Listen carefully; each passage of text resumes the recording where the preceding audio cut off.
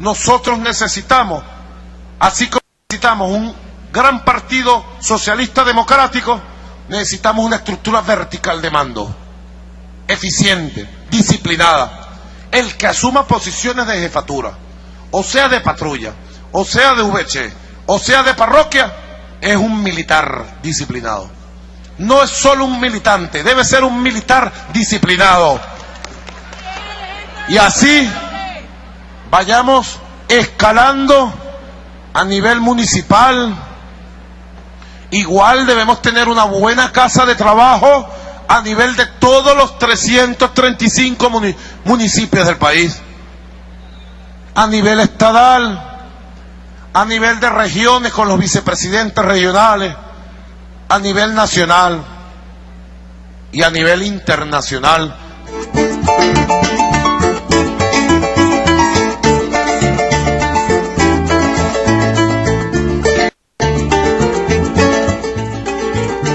Buenas noches, amigos. Bienvenidos de nuevo a nuestro debate socialista en medio de una interesantísima discusión, debate en nuestro país y en nuestro partido entre los socialistas por el tema de las candidaturas de esta contienda del próximo 8 de diciembre. Importantísima contienda, importantísima batalla. Pero lo que está en juego en este momento, lo que está sobre el tapete, más que las candidaturas, debería ser lo que planteaba el presidente Nicolás Maduro, en torno a la estructura del partido, en torno a la disciplina que debe existir en el partido. Y he traído para esta noche, además de que nos acompañan el diputado Robert Serra y el diputado Eduardo Piñate, ex colegas de la Asamblea Nacional, pero grandes colegas de lucha revolucionaria, voy a leer un segmento de El Mariscal de Ayacucho, en una autobiografía de Asdrúbal González, del Mariscal de Ayacucho, y una partecita de una carta del Libertador, que tiene que ver con este tema de la unidad. Y dice, pone Asdrúbal González en manos del Mariscal de Ayacucho, pone lo siguiente: fue entonces cuando el Libertador decidió enviarme a la retaguardia. Estaban los preparativos de la batalla de Ayacucho, la batalla culminante de América.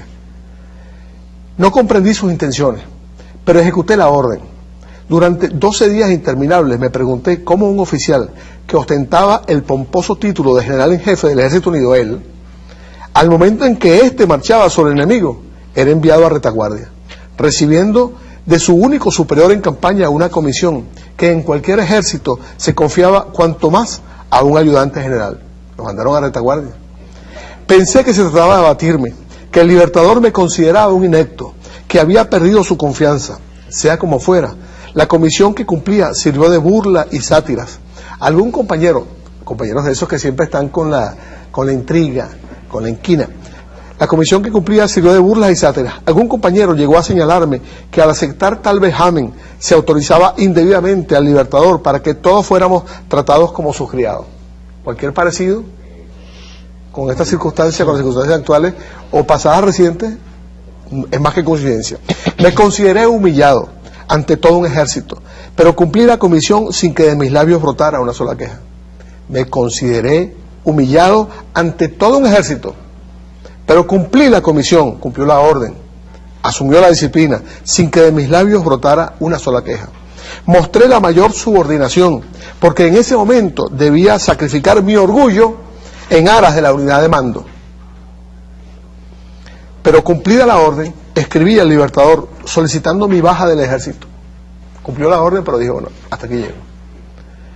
Mi jefe y amigo me respondió en una carta que de tanto leerla se quedó para siempre en mi memoria, y leo un par de párrafos de esa carta del Libertador. Esa carta sí es de 4 de septiembre de 1824. El Libertador le dice, se refiere al general Sucre, futuro gran mariscal de Ayacucho: mi querido general, contesto la carta que me ha traído Escalona. No es Escalona el teniente Escalona, es otro Escalona. Con una expresión de Rousseau, cuando el amante de Julia se quejaba de ultrajes que le hacía por el dinero que ésta le mandaba. Comillas: esta es la sola cosa que usted ha hecho en su vida sin talento. El regaño que le estaba haciendo el Libertador al futuro gran mariscal de Ayacucho. Esta es la sola cosa que usted ha hecho en su vida sin talento. Creo que a usted le ha faltado completamente el juicio. cuando ha pensado que yo he podido ofenderle. Estoy lleno de dolor de usted, pero no tengo el menor sentimiento por haberle ofendido. La comisión que he dado a usted la querría yo llenar, y pensando que usted lo haría mejor que yo, por su inmensa actividad, se la confería a usted más bien como una prueba de deferencia que de humillación. Usted sabe que yo no sé mentir, y también sabe usted que la elevación de mi alma no se degrada jamás al fingimiento. Así debe usted creerme. Ese tema es muy importante. Pero más recientemente, Ian, voy a leer un pedacito de lo que fue la carta de despedida del Che Guevara a Fidel, que Fidel leyó en público cuando el Che se fue a cumplir la misión en Bolivia. Entre otras cosas, dice el Che: hago formal renuncia de mis cargos en la dirección del partido, de mi puesto de ministro, de mi grado de comandante, de mi condición de cubano. Él estaba liberando a Cuba de toda responsabilidad. Que si me llega la hora definitiva bajo otros cielos, mi último pensamiento será para este pueblo y especialmente para ti, que te doy las gracias por tus enseñanzas y tu ejemplo, al que trataré de ser fiel hasta las últimas consecuencias de mis actos. He estado identificado siempre con la política exterior de nuestra revolución y lo sigo estando, que en donde quiera que me pare sentiré la responsabilidad de ser revolucionario cubano y como tal actuaré. Y es cuando plantea he vivido días magníficos y sentí a tu lado el orgullo de pertenecer a nuestro pueblo en los días luminosos y tristes de la crisis del Caribe. Pocas veces brilló más alto un estadista que en esos días, hablando de Fidel. Me enorgullezco también de haberte seguido sin vacilaciones, identificado de tu manera de pensar y de ver y apreciar los peligros y los principios. Y entonces es cuando el Che le dice: lamento no haber creído en ti en los primeros días en que te conocí. Y haber creído y haber puesto en duda muchas de las decisiones de Fidel cuando comenzaba la campaña de la Sierra Maestra. Esta carta es ejemplar, porque de una manera u otra, estos dos enormes, o estos cuatro enormes seres humanos, a través de comunicaciones, a través de cartas, reflejan para nosotros, para la posteridad, reflejan el tema, ponen de manifiesto el tema de la importancia de la disciplina. El Che reconociendo a posteriori y poniéndose, subordinándose a Fidel. Y previamente, el mariscal de Ayacucho, entendiendo, recibiendo el regaño del Libertador, un regaño ejemplar del Libertador, cuando el Libertador le había asignado otra tarea. Entonces el tema, camaradas, es que uno recibe instrucciones como revolucionario, uno recibe instrucciones que tiene que cumplir, sobre todo desplegados en una situación de combate como la que tenemos, donde no es cualquier cosa lo que tenemos enfrente. El ejército que está ubicado enfrente de nosotros no son los escuálidos, no son los representantes de los escuálidos aquí, ni los que están en la corrupcióncita esta, ni los que tienen el bochinche raro en alcaldías y gobernaciones. No, estamos hablando de otra cosa. Lo que tenemos enfrente es el enemigo de los pueblos históricamente, el imperio de hoy, el imperio más poderoso y con mayor capacidad destructiva que ha estado sobre la faz de la tierra alguna vez. Eso es lo que tenemos enfrente.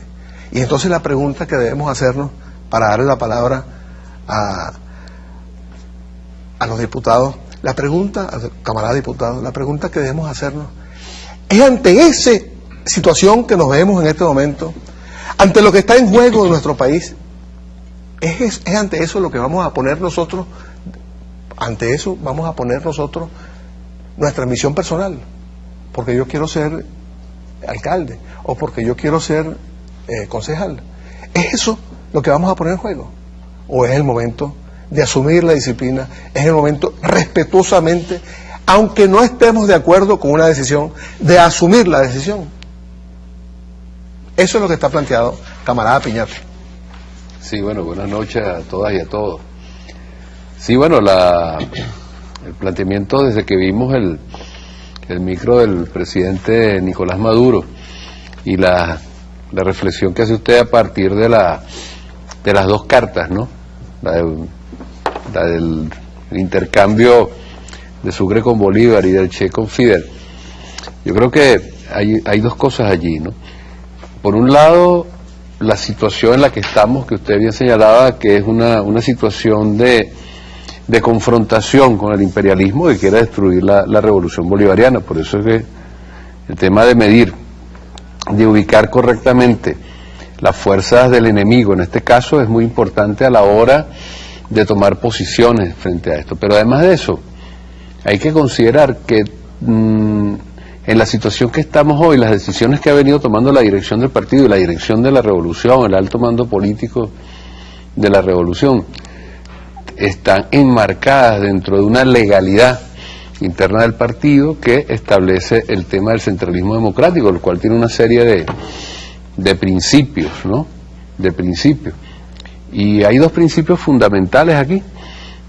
Uno es la subordinación de la minoría a la mayoría, que es un principio democrático, obviamente, y la subordinación de los organismos inferiores a los organismos superiores. Es decir, el Partido Revolucionario y el Partido Socialista Unido de Venezuela, en nuestro caso, es un partido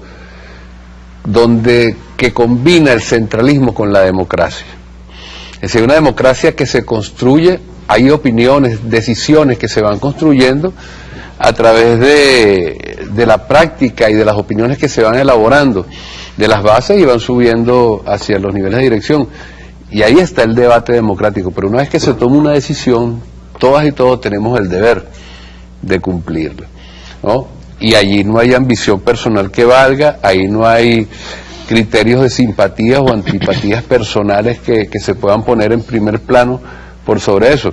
Y decía el presidente Nicolás algo que a mí me llamó la atención. En ese sentido, Nicolás fue muy leninista, ¿no? Bien leninista. El partido tiene que tener una estructura de orientación de órdenes verticales, es decir, todos estamos obligados a respetar las decisiones independientemente de que estemos de acuerdo o en desacuerdo, independientemente de que tengamos derecho a plantear o a replantear nuestra posición en los órganos del partido donde tenemos que hacerlo. Eso no es posible ventilarlo a nivel de los medios, y mucho menos los medios de la burguesía, en el ser público, cosas que no es necesario, que no está planteado hacer. Porque efectivamente, frente a ese enemigo tan poderoso que tenemos, nosotros no podemos abrir ninguna fisura por la cual él pueda colarse. Nosotros no podemos darle ningún chance a la división. Y cualquiera que hoy día, en esta coyuntura en la que estamos, en este presente momento político en el que estamos, pone sus intereses particulares por encima de los intereses generales de la revolución, del pueblo, del partido, todo aquel que dice, bueno, no, es que yo tengo derecho y yo me lanzo y divido la fuerza, está jugando a favor de la contrarrevolución, independientemente de que esa sea su intención o no, independientemente de que él o ella diga, no, es que yo soy mejor candidato que él, estoy mejor preparado, qué sé yo. Bueno, ya se tomó una decisión, y esa decisión debe ser acatada por todos en aras de la unidad de los revolucionarios, las revolucionarias y la unidad del pueblo para enfrentar el imperialismo. Así es, Robert. Sí, yo creo que, buenas noches, profesor, a todos sus usuarios y usuarias, buenas noches, Piñate. Yo creo que esas dos cartas destacan un elemento importante, que es la confianza, ¿no? Que es la confianza en la dirección. En ambas cartas observamos a dos revolucionarios a carta cabal, quienes se suman a esas batallas en sus momentos. El Che compartió cientos de momentos con Fidel previos a esa carta, y Sucre también con Bolívar, quienes confiaron en ellos. Incluso Sucre dice, aún no de acuerdo con la decisión, la asumí sin que ninguna palabra brotara de mis labios. Yo creo que hay un elemento de confianza en quien nos direcciona, y hay un elemento además de que la disciplina debe venir acompañada por esa práctica, además de acompañamiento de la realidad. No podemos aislarnos. En primer lugar, para formar parte de la revolución bolivariana, debemos desprendernos de cualquier interés personal.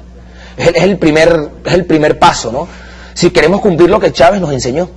El comandante Chávez, durante años de ejemplo didáctico, pedagógico y permanente, nos enseñó que no era el camino los intereses personales. Nadie podía tener ninguna ambición porque todos éramos igual de útiles en la revolución bolivariana. En primer lugar, poco podíamos subestimar a quien en aquel momento le correspondía ocupar la retaguardia. Y dos elementos que hoy se repiten, usted lo mencionaba. Nunca faltarán quienes en base al casquillo quieran pescar en río revuelto, ¿no? Quienes en base al casquillo quieran banalizar algunas de las decisiones que hayamos tomado. Piñate hablaba algo de muy importante, que es los estatutos de nuestro partido, nos obligan a respetar y reconocer. Pero más allá de eso, nuestra disciplina y nuestro compromiso.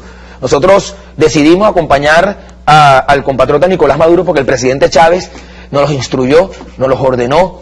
Sentíamos la conducción directa el hilo perfecto a través de ese hijo que él nos ha dejado, y nos fuimos a esta batalla. Hoy nuestro gobierno revolucionario, esta dirección, ha tomado estas decisiones en las cuales poco debe importar la percepción de alguno dentro de una gran estrategia. Es un ejército cuidadoso el que tenemos al frente, que además sí tiene mucha claridad acerca del momento político que está viviendo. Quien tenemos enfrente tiene intereses muy claros y tiene, a pesar de su desunión, los unifica su deseo de salir de nosotros y de apropiarse de la patria, ¿no? Allí nosotros debemos de ser muy maduros, muy disciplinados. Yo creo que allí hay un tema, yo decía, más que el estatutario, más de conciencia, ¿no? Más de disciplina real, más de reconocernos, de reconocer el momento político. No hay duda de que cientos de los cuadros que ha formado la Revolución Bolivariana, jóvenes, quienes tienen muchos años en esta lucha, están capacitados para asumir la dirección en alguna alcaldía o ser algún concejal. Ahora, hay una estrategia nacional, hay una conducción nacional que está obligada a garantizar una victoria en un momento estratégico. Luego de esa batalla, luego de esa carta, le correspondió a Sucre convertirse en el mariscal de Ayacucho. La historia le daba la razón a Bolívar, como tantas veces la historia le dio la razón al comandante Hugo Chávez. Muchas veces veíamos decisiones del comandante Chávez que nos quedábamos como esperando la consecuencia inmediata, y al tiempo entendíamos qué grande es Hugo Chávez, qué sabio es el presidente, qué estratega tan magnífico nos ha dado la historia, y entendimos con mucha disciplina que era lo correcto.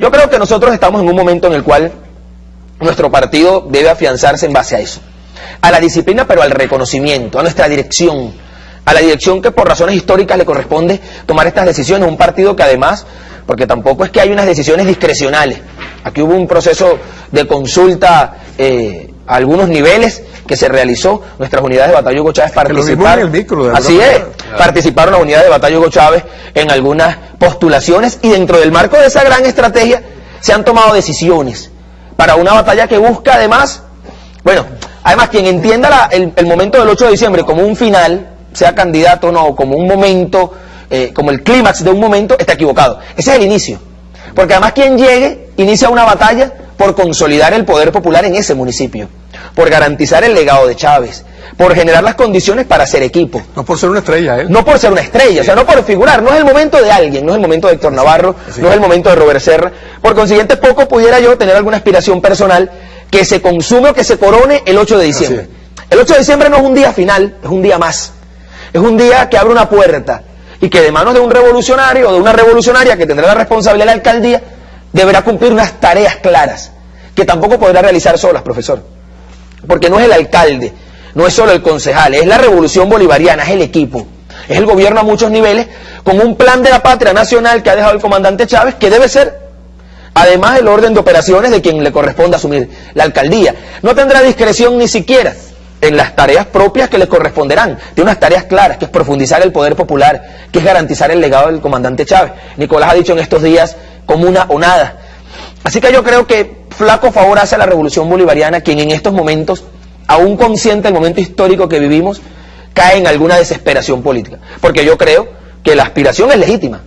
Que cada quien tenga el deseo de aspirar y considere tener el perfil para hacerlo, es legítimo. Ahora, luego, cuando ya se da una fase de consulta y hay algunos cuadros que han sido designados para esta tarea, lo que nos queda es acompañarlos, llevarlos a la victoria, que no es la victoria de ese cuadro, sino la victoria de la Revolución Bolivariana en ese espacio, para garantizar y profundizar el legado del comandante Chávez. Así que yo creo que hay dos elementos: el tema de la disciplina y el tema del reconocimiento a nuestra dirección, de la legitimidad real que le hemos entregado, de esa legitimidad que viene por esa batalla de Hugo Chávez, que hemos visto en sus hijos la mayor garantía. Lo hacemos en la Asamblea Nacional, profesor, lo hacemos en cada espacio, lo hace el gobierno, y le corresponderá a estos alcaldes definitivamente enrumbarse por un camino que ya está marcado, que lo dejó Chávez cuando escribió el Plan de la Patria, y que nuestro pueblo se ha convertido en garante de ello.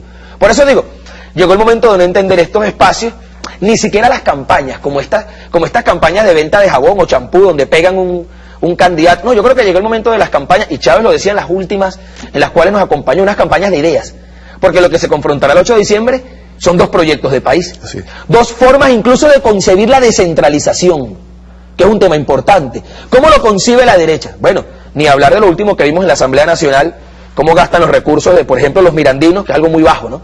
Ese tema yo creo que ya no provoca ni tocarlo, y menos en un programa como este. Pero ¿cómo lo concebimos nosotros? ¿Hasta dónde llega nuestro modelo de descentralización? Hasta el poder popular.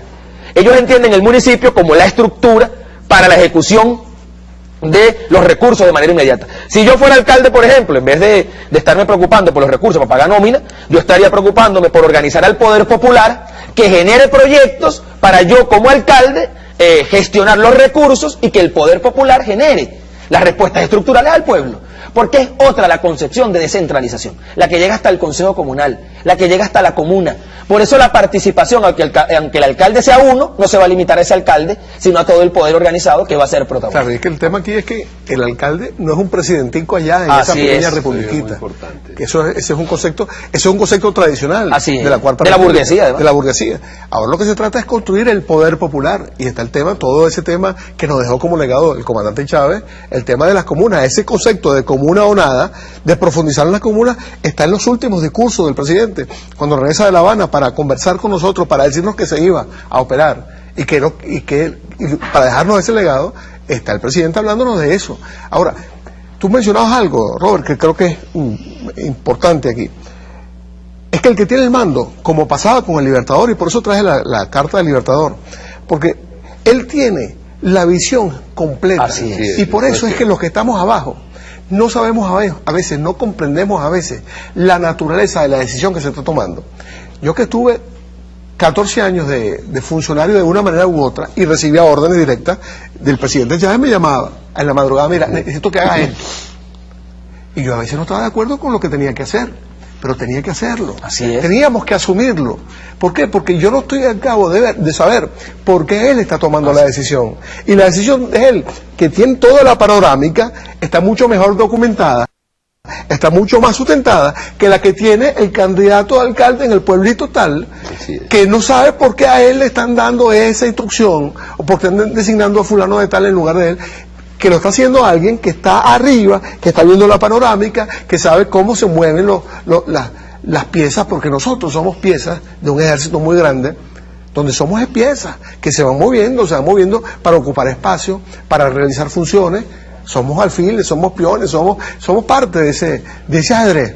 Y eso tenemos que entenderlo, los militantes revolucionarios. Tenemos que entender otra cosa que también es muy importante, que nosotros acá, el Partido Socialista Unido de Venezuela, no está solo en esta tarea, sino que tenemos que entender que hay una cantidad de fuerzas, movimientos sociales, etcétera, que nos acompañan en esta tarea, que no son necesariamente pesubistas, que serán socialistas, sí, probablemente la gran mayoría de ellos son socialistas, pero no necesariamente militantes del PSUV. Entonces nosotros no podemos aspirar a que todos los candidatos sean del PSUV. No podemos aspirarlo, más aún, no debemos aspirarlo, porque nosotros, la revolución tiene que irse ocupando espacios cada vez mayores en nuestro pueblo.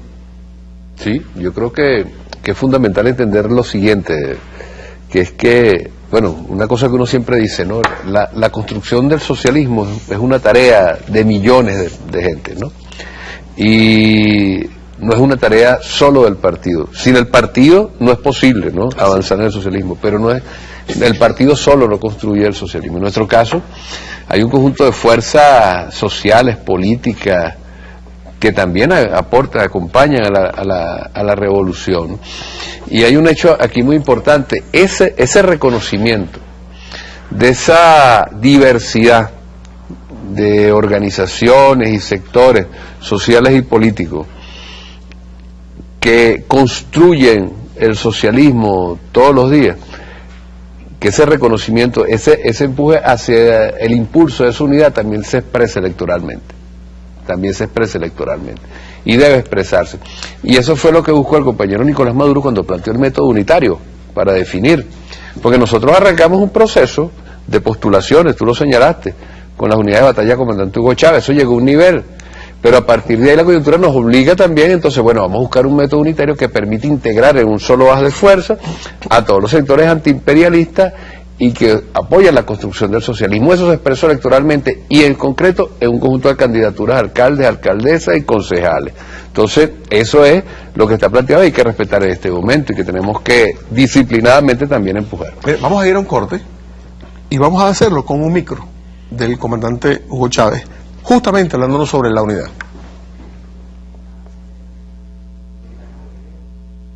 Patriotas de Venezuela, hombres y mujeres, rodilla en tierra. Unidad, unidad, unidad de los patriotas. No faltarán los que traten de aprovechar coyunturas difíciles para, mantener ese empeño de la restauración del capitalismo, del neoliberalismo, para acabar con la patria. No, no podrán. Ante estas circunstancias de nuevas dificultades, del tamaño que fueren, la respuesta de todos y de todas los patriotas, los revolucionarios, los que sentimos a la patria hasta en las vísceras, como diría Augusto Mijares, es unidad, lucha, batalla y victoria. Al rumor de clarines guerreros, ocurre el blindado, ocurre veloz, con celosos dragones de acero que guardan la patria que el cielo nos dio. Patria, patria, patria querida, tuyo es mi cielo, tuyo es mi sol. Patria, tuya es mi vida, tuya es mi alma, tuyo es mi amor. Tuyo, patria. El canal de todos los venezolanos.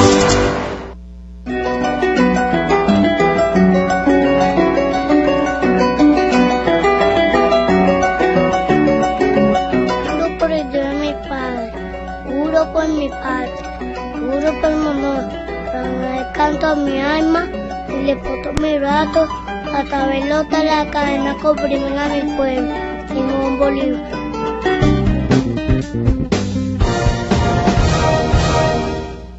Si estudias, trabajas, entrenas o nada, el cine, la casa o al fin en la playa, de toga y birrete, de empleado a jefe, romance, las velas, comida en la mesa. Si amas de casa, buscas tu morada, crece la manada, crecen las ganas, tu mapa de pronto se hace pequeño y sales volando por el mundo entero. Que nada detenga tu sueño bonito, sueños de bolsillo, sueños de cartera, sueños en la mano, sueña lo que quieras, aquí te apoyamos para lo que sea. Banco de Venezuela. Gobierno de la eficiencia en la calle, kilómetros de trabajo y poder popular. Desde el inicio del gobierno de la eficiencia en la calle, impulsado por el presidente obrero Nicolás Maduro el pasado 22 de abril, se han recorrido 79.120 kilómetros de territorio nacional en su primera etapa, lo que equivaldría a 2 vueltas al mundo, 16 veces la distancia Caracas-Buenos Aires, 8 veces la distancia Caracas-Moscú, 5 veces la distancia Caracas-Beijing. 24 han sido las entidades federales visitadas, 2.450 los compromisos adquiridos, 125.000 millones de bolívares y más de 16.000 millones de dólares han sido aprobados para la ejecución de proyectos. Porque la revolución sigue en marcha a paso de vencedores.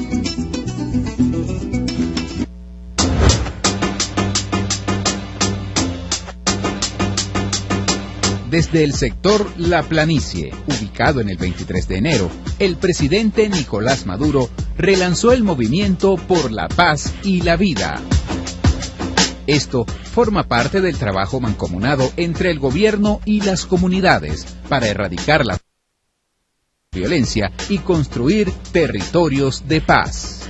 Bueno, ese problema de la violencia, el culto a las armas, eso hay que acabarlo, pero eso no se puede construir sin el pueblo, sin la gente activada, organizada y sin convocar al desarme de aquellos movimientos, grupos o bandas que están armados, atacando al pueblo. Un llamado al que los jóvenes respondieron, porque la revolución garantiza la organización y el buen vivir para todos. No podíamos nosotros entregar nuestras armas sin haber alcanzado la justicia social, porque solo la justicia social garantiza la paz. Pues camarada, hermano, al fin ha llegado ese día. Las armas las entregaron voluntariamente algunos de estos muchachos y muchachas. Muchas gracias. Nosotros las recibimos en base a la ley desarme, en base a la Constitución, y vamos al proceso para destruirlas y convertirlas en cabillas y como cabilla construir casa. Seguridad para todos los venezolanos. En mi barrio siempre activo, nunca estamos descuidados. Orgulloso de mi barrio por todo lo que he pasado. En mi barrio sí se vive, en mi barrio sí se goza. La gente grita paz y la vida es más sabrosa. Mi barrio es mi barrio, no me pienso pirar. Gente que trabaja, lucha, gente de verdad. Protagonista de nuestra historia, poder popular. Es que solo con justicia construiremos la paz. Un solo corazón, En el barrio de paz, se vive con amor. en la calle de paz, Se ríe y se tripea. en la cancha de paz. Aquí somos los mismos, aquí manda la bonda.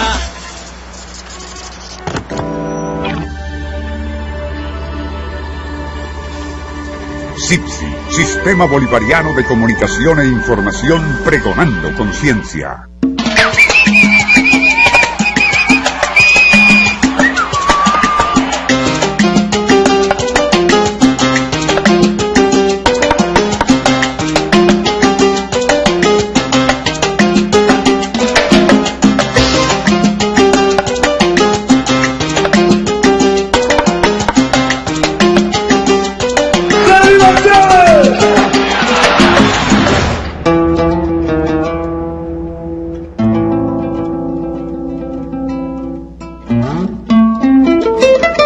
¿Me lo regala? Bueno, pues sí, aprendo a tocar.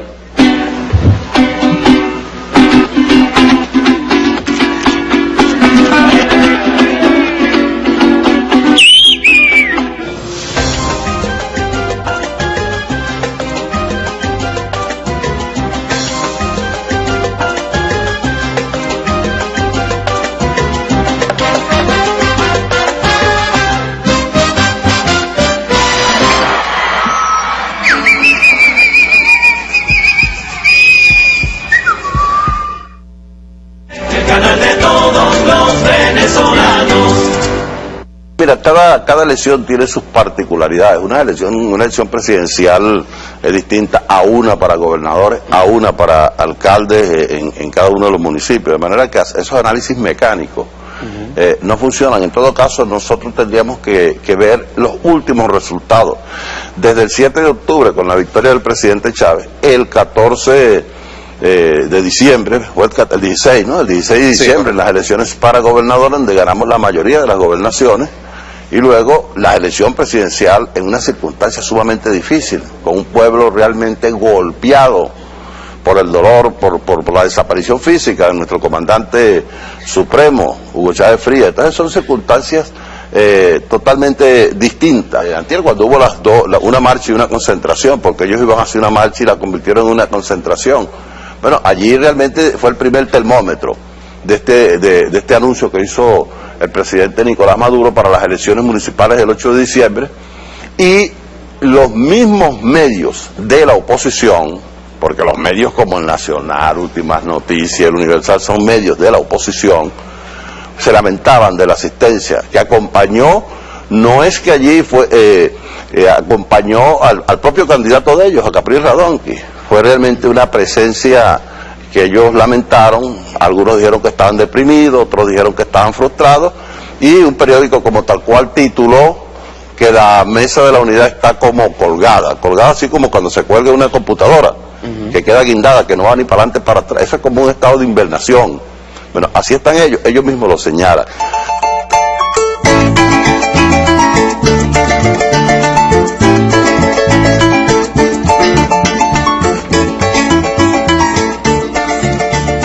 Bueno, amigos, continuamos con este debate, interesantísimo debate socialista.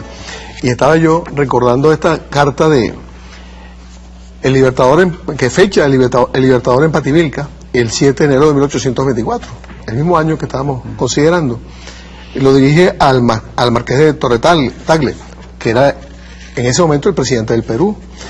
Pero entre otras cosas, en la carta, una larga carta llena de reflexiones de tipo incluso personal del Libertador, dice: mi querido general, usted crea que el país no se salva así. Estaba criticando el despelote, el lenguaje absolutamente coloquial que había allí. Llegaban las tropas de los pertrechos, y entonces los pertrechos se enviaban a donde no había que enviarlos. No había una unidad de mando. Un mando único ahí. Sí. Había dos Perú. El Libertador en esa misma carta dice: la mitad del Perú está gobernado por los godos y la otra por el Congreso. Una tiene Congreso, la República, y la otra está gobernada por los godos. Pero mejor funciona la de los godos que la del Congreso, decía el Libertador. Entonces dice, ¿cree usted que el país no se salva así? El mío, ahora se refiere a Venezuela, se ha liberado porque ha habido unidad. Recordemos que ya en ese momento había ocurrido la batalla de Carabobo y también la batalla del lago de Maracaibo. El mío se ha liberado porque ha habido unidad y obediencia, no siempre voluntaria, pero siempre constante. No siempre voluntaria, pero siempre constante. Sí, la unidad, como la disciplina, en estas tareas es fundamental. Es fundamental. Cuando tienes un enemigo al frente, aunque se trate de una batalla de las ideas, como la que hemos librado casi siempre hasta ahora, a pesar de los paramilitares, de bombas, de golpes de Estado, etcétera, etcétera, a pesar de todo eso, nuestra batalla ha sido fundamentalmente una batalla de las ideas y el sabotaje económico. Aún siendo una batalla de las ideas, tiene que haber disciplina.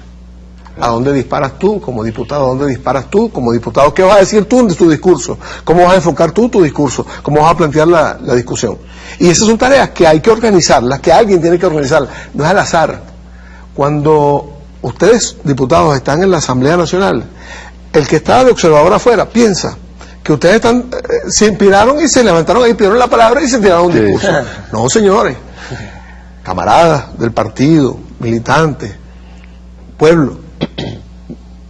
Cuando estos señores se paran en la Asamblea Nacional a dar un discurso, ese discurso está preparado y se sabe lo que va a decir, se discute lo que van a decir. No es que se inspira Robert, por ejemplo, que le gusta mucho hablar, que tiene muy buen discurso. No es que él dice lo que le da la gana. No, él recibe unas instrucciones. Claro, no son los detalles, él va a realizar su discurso de acuerdo a su forma sí, a su conciencia, etcétera. Pero hay cosas centrales que él va a decir, que tiene que decir, que va a documentar y cómo lo va a documentar. Eso se prepara. Los diputados del Partido Socialista Unido de Venezuela no van allá a improvisar, van a hacer su trabajo bajo una directriz. Y así tiene que ser todo militante que aspire a una candidatura, que sea candidato, que sea precandidato, y por supuesto tenemos derecho a aspirar, que como esta es una única revolución, todo el gran pueblo patriótico, todos los aliados de la revolución participen de la misma manera, entendiendo que hay un mando que se mando a ese único. Sí, ese es un tremendo ejemplo, ¿no? Porque normalmente a veces uno quisiese, en ese ejemplo de la asamblea, participar en muchos más debates, o por ejemplo, me ha pasado que estamos en un debate y alguien me escribe por Twitter, pide la palabra, pero habla. Y es que eso no depende directamente de mí, hay una dirección del partido, hay una dirección de fracción que es quien estima conveniente cuando mi intervención es prudente y cuando no. Entonces eso es bueno, ese tema que uno lo vive a diario, y ahí uno debe ser muy disciplinado. Aún a veces creyendo que uno puede hacer una mejor intervención que otro compañero, debe tomar asiento y esperar su momento revolucionario. Ahora, con el tema de la unidad yo quiero hacer un énfasis bien importante, ¿no? ¿Cómo entendemos la unidad? La unidad da valor agregado no tanto en lo numérico, sino en lo cualitativo. La unidad es la garantía de que todos vayamos, ya el hecho de estar unidos da un mensaje al adversario, ¿no? Y eso tiene relación en contraste a cómo lo concibe la derecha. Hemos observado quienes salen de la derecha ahorita, quienes han salido, que eso sí está, de esa supuesta mesa de la unidad, hasta la mesa se la robaron. ¿Y cómo han salido? Bueno, criticando, ¿por qué lo sacan? Porque no ponen votos, porque no ponen real. Ese es otro tema. Esa es la unidad en base a cuánto pones en real. Nuestra unidad es en base a principios.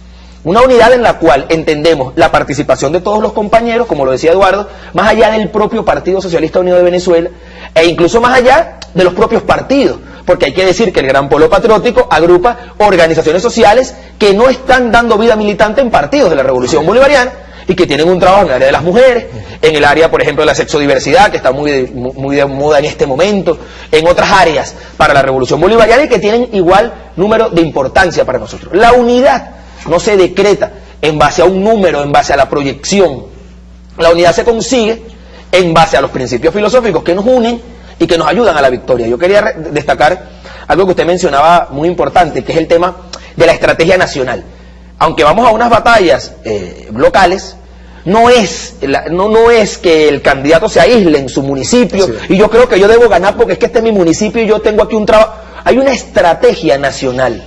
donde el presidente de la República, Nicolás Maduro, el mando de la Revolución Bolivariana, la dirección del partido, ha evaluado otros elementos que van más allá de ese municipio, que tienen relación con el comportamiento político y electoral de todo el país y que van definitivamente a contribuir a una gran victoria. Porque, repito, lo importante no es el día 8 de diciembre como tal, y lo vivimos nosotros los diputados, había mucha expectativa sobre el día 26 de septiembre, nosotros fuimos a las elecciones.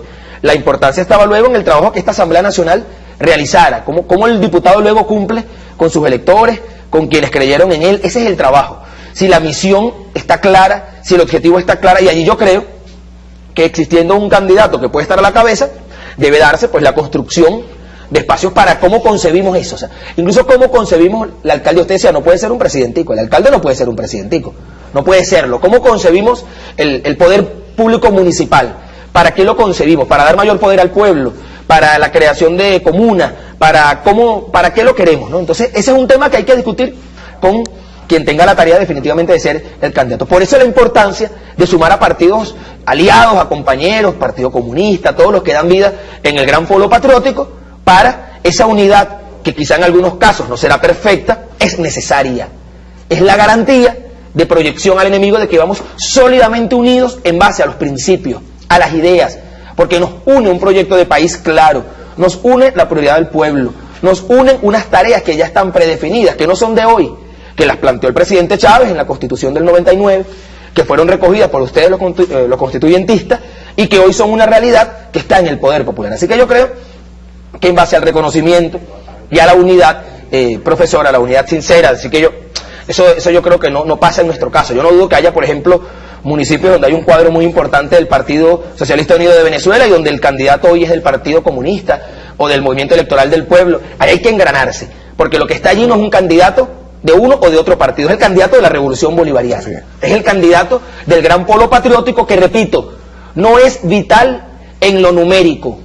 No nos interesa como a la derecha lo numérico, cuánto tiene el candidato, si es más bonito o más feo que no sé quién. Lo más importante es el trabajo propio de un proyecto de país que es nacional, además, porque la revolución no es municipal, porque la revolución no es estadal, porque es que la revolución es nacional y hoy incluso tiene implicaciones más allá de nuestra frontera. Cualquier mezquindad nuestra pudiese, afectar a compañeros de otros países que están dando un ejemplo de dignidad, de compromiso y de trabajo. Ya Hugo Chávez dejó sentadas las bases para que esta revolución no nos pertenezca solo a nosotros. La revolución que inició Hugo Chávez en Venezuela, hoy, no es solo de los venezolanos, es una revolución nuestroamericana y de los países excluidos, no solo ni siquiera de América, sino del mundo. Los ojos del mundo están puestos en Venezuela. Por eso, elecciones como las del 8 de diciembre y cualquier proceso electoral en la cual se enfrente no Héctor Navarro, no Piñate, no Robert Serra, donde se enfrente la revolución bolivariana al imperio norteamericano, tendrá un alto nivel de importancia para el desarrollo geopolítico de la nación y de la región. Porque, repito, para efectos del mundo, para efectos de todo el país, no es relevante si Héctor Navarro gana una alcaldía, si Robert Serra es alcalde o si Piñate lo es. Es que se enfrentó una vez más la revolución bolivariana y el imperio norteamericano con estos muchachitos que ahora tienen en Venezuela, ¿no? Claro. Yo hay un elemento ahí bien importante que creo que hay que señalar, ¿no? Es decir, ¿por qué somos militantes del partido? Bueno, aparte de tradición y todo eso. Es decir, ¿qué es lo que nos unifica en el Partido Socialista Unido de Venezuela en nuestro caso? El programa. El programa del partido. Y el programa que está contenido en la Constitución de la República Bolivariana de Venezuela. Nos unificó Chávez. Sí, yo siempre digo, el 4 de febrero del 92 le aportó a este pueblo dos cosas, el líder Chávez y el programa, que es el programa bolivariano. Y en el partido estamos unificados en torno a eso, y al programa, y una declaración del principio, unas bases programativas, aprobamos en el Congreso del partido. Eso es lo que nos da unidad en lo estratégico, en el proyecto histórico socialista bolivariano que estamos defendiendo. Eso se expresa coyunturalmente en algunos momentos electorales, ¿verdad? Se expresa de alguna manera candidatos, propuestas, etcétera. Y tenemos un elemento, digamos, más táctico, aunque no es tan táctico, que es el programa de la patria 2013-2019, que es el plan que nos conduce en esta fase de construcción del socialismo. Esos son los elementos que nos unifican. El candidato es o la candidata es una circunstancia. Un instrumento. Es un instrumento, es un instrumento.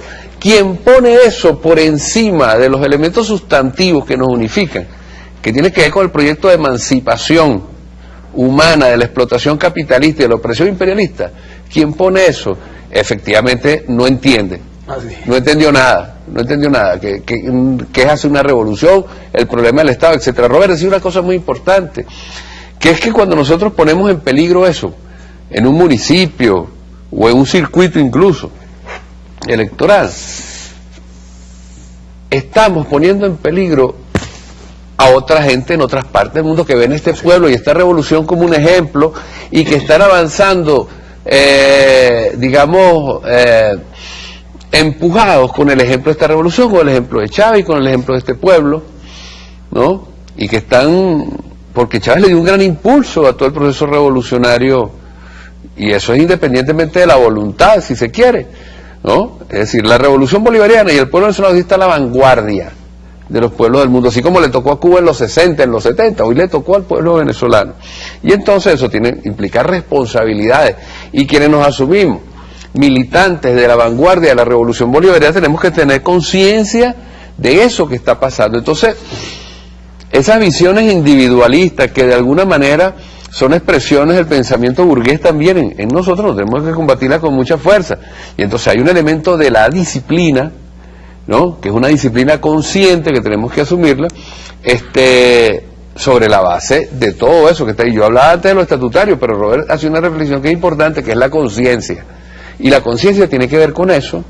Es decir, cuando aquí alguien dice, bueno, es que yo voy a tirar mi candidatura aparte porque el candidato o la candidata que hay no me gustó.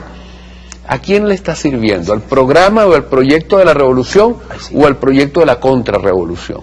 Ese le está sirviendo a la contrarrevolución. Y eso independientemente de que tengas conciencia de eso, ¿no?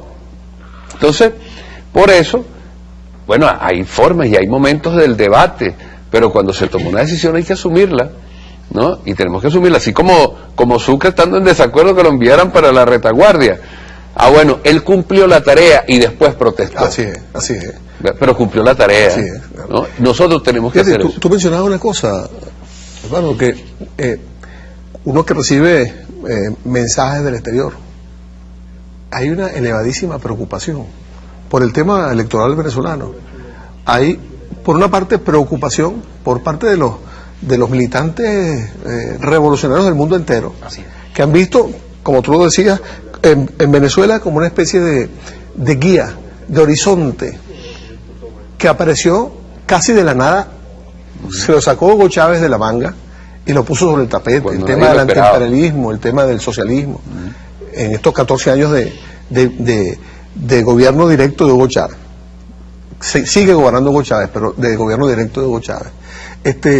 Y existe una preocupación, repito, confianza y preocupación al mismo tiempo. Confianza en que vamos a resolver los problemas, pero preocupación en qué es lo que está pasando, por qué un militante plantea esto. No entendemos por qué simple y llanamente no aceptan. O sea, el sentido, la conciencia de la necesidad de la unidad, del respeto de las decisiones. Cuando hay una situación de emergencia, es vital para la gente. Es vital para el que comprende los procesos políticos. Cuando nosotros, por ejemplo, estamos planteando, y eso se ha planteado aquí, la construcción del poder popular. ¿Qué significa la construcción del poder popular? ¿Qué significa la construcción de un nuevo Estado? Donde el papel de las alcaldías, de los consejos municipales, toma un sentido distinto al que tradicionalmente de la Cuarta República hemos heredado, completamente distinto. Entonces esos candidatos, o los que pretendan asumir esas responsabilidades, tienen que estar pensando en que ellos son una transición, en que ellos van a hacer una transición, porque esta revolución no está concluida, está muy lejos de estar concluida, al contrario, tenemos que construirla, tenemos todos que apoyar ahí. Y lo otro que uno observa es que a veces hay como una desesperación, a veces no sentimos la magnitud de lo histórico que tenemos por delante. Entonces nos desesperamos porque tiene que ser hoy. Y resulta que no necesariamente es hoy. A lo mejor es mañana o pasado mañana. siempre que podamos construir un mañana, siempre que tengamos garantías de un mañana, porque el problema de la revolución nuestra, de nuestra revolución, es que nosotros, en esta guerra, nosotros no podemos darnos el lujo de perder una batalla. En una batalla perdemos la guerra, porque nosotros perdemos unas elecciones y perdemos la guerra. Nosotros estamos obligados a ganarlas todas, porque necesitamos mantenernos en el poder para seguir construyendo la revolución. Entonces los que están desesperados porque sea hoy, a lo mejor el que sea hoy sacrifica la posibilidad de que exista un mañana para tener mañana. Mientras que cuando le demos el paso a los que vengan, a los que sean designados, a los que se decidan, más allá de que pase por arriba de mis aspiraciones personales, si dejo de lado mis aspiraciones personales, a lo mejor esas aspiraciones personales tienen más futuro que si trato de simplemente de ponerlas. Hay sitios donde hay 7 candidatos, de 8 candidatos hay 7 que son nuestros, de la revolución. Sí. Hay alcaldías donde nos está pasando eso. Eso no tiene ninguna justificación. Ninguna justificación. ¿Por qué? Porque, insisto, tenemos que ahora es cuando queda revolución por construir. Robert. Sí, yo creo que hay 2 elementos importantes ahí, ¿no? En primer lugar, la desesperación. La desesperación de lo que usted decía, ¿no? Perder el proyecto nacional cierra la posibilidad de que mañana cualquiera de los compañeros que están aspirando, un municipio, una alcaldía, tenga la posibilidad real de estar allí. En primer lugar, o sea, hay que tener la magnitud para entender que lo primero que hay que garantizar es el proyecto nacional, el proyecto propio, el proyecto pleno, para poder luego profundizarlo aguas abajo en el municipio. Y luego lo otro, estos compañeros que además asumen una posición más malcriada y de casquillo, como que, bueno, yo soy el único que garantizo la victoria. Hay casos en los que la dignidad se impone. Hay casos en los que este partido, con 14 años de conciencia, con un liderazgo luego tan importante como el de Hugo Chávez, bueno, vamos entonces con el candidato que tenemos y eso lo demostrará el 8 de diciembre. Esa actitud de mezquina de que conmigo van a ganar y sin mí van a perder. Bueno, no vamos a perder por la dignidad nosotros de tener allí un cuadro que profundice, porque además tenemos que tener la capacidad de no... O sea, Peñate decía algo muy importante: quien a esta altura no ha entendido eso se perdió 14 años de revolución. Así. Se perdió 14 años de aló presidente, se perdió 14 años de intervenciones del comandante invicto y definitivamente militó en otro proyecto. Porque si algo nos dio ejemplo Hugo Chávez es del desprendimiento, incluso de la vida propia. Porque hay que decirlo que Hugo Chávez se desprendió de lo más suyo, que era de su vida, por el proyecto de país en el cual creía. Hugo Chávez entregó lo más nuestro, profesor, que es la vida, por la revolución bolivariana, por el pueblo y por el proyecto que construyó con nosotros. Por eso esta generación no puede desesperarse, y no puede desesperarse porque quienes tenemos conciencia histórica y creemos en nosotros, yo estoy convencido de que las bases que sedimentó Hugo Chávez son insustituibles, son inderrotables, y por eso habrá revolución por muchos años más. Por eso nadie puede desesperarse. Por eso tenemos que tomar conciencia en este momento histórico y prepararnos para una batalla que reviste un alto valor estratégico por la victoria que usted mencionaba, pero que definitivamente no será la última. Nosotros tenemos que estar en la capacidad de entender con mucha madurez el momento político que se avecina el 8 de diciembre. ¿Y cómo lo interpreta el enemigo? Para el enemigo no es solo una batalla por un municipio, porque al enemigo no le interesa uno que otro municipio. El enemigo busca una derrota nacional.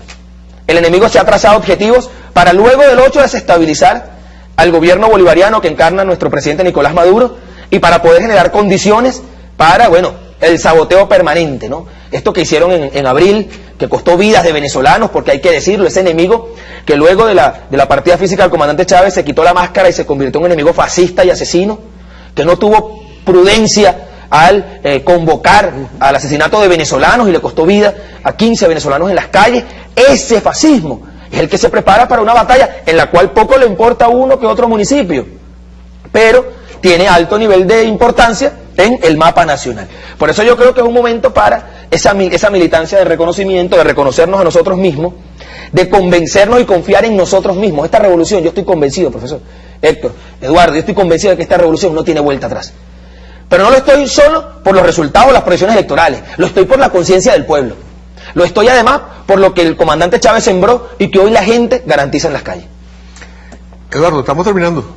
¿Tienes medio minuto? Medio minuto, no. Simplemente lo que dice, creo que es cierto. Aquí nos estamos jugando elementos muy importantes. Nosotros tenemos que garantizar la mayor unidad posible. Por eso se ha hecho un gran esfuerzo en lograr candidaturas que expresen el proyecto político revolucionario y que expresen la diversidad del movimiento social y político que acompaña la revolución.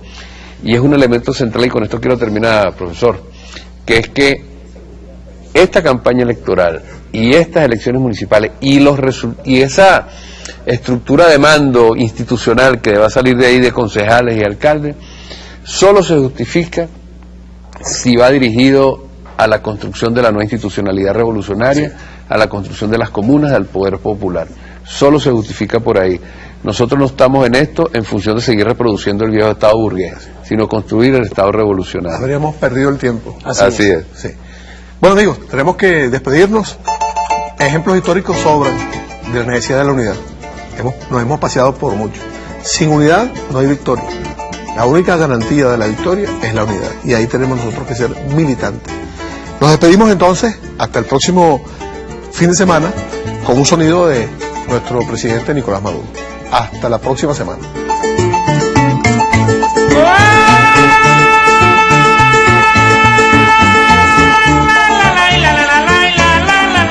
No es hora de estar dividiendo las fuerzas populares en la base.